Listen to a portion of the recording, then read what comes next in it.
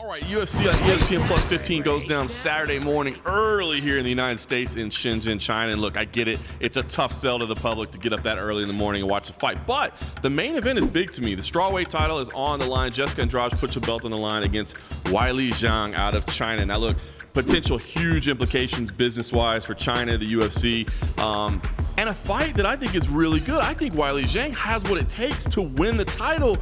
I just don't know if she's ready to do it just yet. It's still very early in her career. We don't have as much to see out of her in the octagon as we do out of Jessica Andrade, who has looked fantastic. So Dan, Tom, give me an idea how you break this down, because I gotta believe you're just as excited as me about Zhang's potential, but we gotta decide if it's gonna show up on Saturday.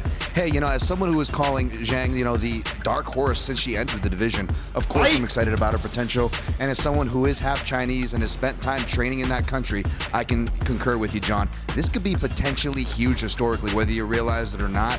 That is my best selling point I can give to you, is why you need to wake up and at least watch this main event. Yeah, no big, you think about it, Yao Ming, how did that change the face of the NBA globally? That's the type of moment that we're talking about here, but we got to break it down to the X's and O's, right? Yes. Listen, Andrade, as fantastic as she looked in victory last time out, let's not forget, she wasn't looking exactly great on the feet to start with, and Zhang can cause you some problems there. So what do you think here, Tom? Does Weili have what it takes to do this right now, or is this too much to ask for her this early in her career? You keep saying that, and I agree, because even in my breakdown, which I did a written for this, you can check out at MMAJunkie.com, I probably would be picking Zhang in this spot if this match is made maybe even just 9 to 12 months from right now.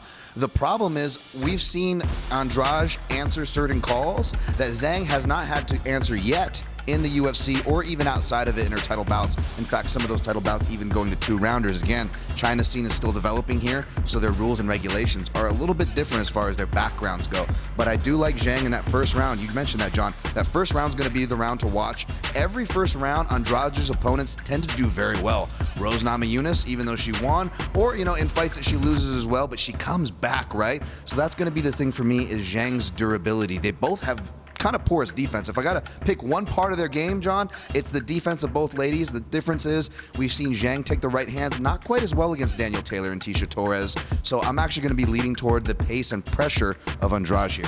All right, so pass to victory for both, though. So you're saying, Weili is going to be dangerous early, but you like Jessica later. So ultimately, you had to put your pick down. You had to decide who'd you go with, and when do they get it done? You're not crazy if you're going for Zhang. I know some people on our staff, possibly John Morgan here, is taking that pick. It's not crazy at all. Rolling the dice. Hey, and you know what? If the betting line, I'm picking the favorite here, Andrade, giving my pick away. But if the betting line, goes up on the dog side, I think the value's on the dog. You can get the Chinese discount, or as they say in Mandarin, PNEDR. See, I'll have to trust you on that one. They're going to learn some Mandarin in this breakdown, John. I love it. Well, listen, dude, I think it's going to be a fantastic fight. Dan, Tom, ultimately going to go with Andrade there, but yes, I do think Zhang is that's who I'm picking. But I'm rolling the dice. I'm going to admit that. Those first 2 rounds are going to be itchy trigger fingers, I'll tell you this. You'll be biting your nails no matter who you're supporting. No doubt about it. All right, well, if you want to see the full details, the homework, all the written version of how Dan Tom got to his conclusion, make sure you check it out on MMA Junkie. And yes, I will be up bright and early bringing you play-by-play from China. We'll have as much coverage as we can on MMA Junkie.